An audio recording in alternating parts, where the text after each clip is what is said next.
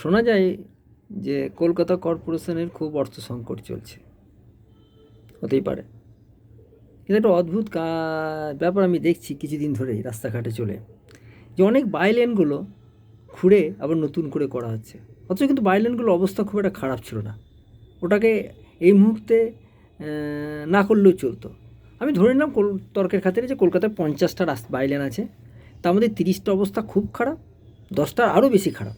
তো আমি তো প্রথম ওই 10টা করব, তারপরে রেস্ট 20টা, না যে 20টা রাস্তা ভালো আছে বাকি 20টা সেটা করবো আগে।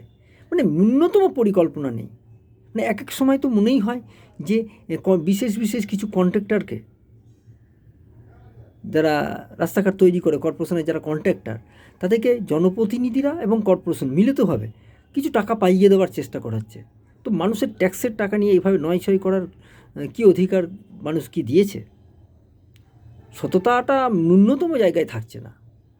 এখনও স্কুলে শেখানো হয় honest is the best policy, dishonest is the not best policy. তবু তো টাকা উপার্জনের জন্য সরকারের টাকাকে এইভাবে নয়ছয় করা হয়। অত্যন্ত খারাপ লাগে যে এইভাবে পয়সা নষ্ট করার। যে কাজটা জরুরি সেটা করতে হবে, যে কাজটা জরুরি নয় কাউকে পয়সা পাইয়ে দেওয়ার জন্য সেটাকে করবে। কি অদ্ভুত ব্যাপার।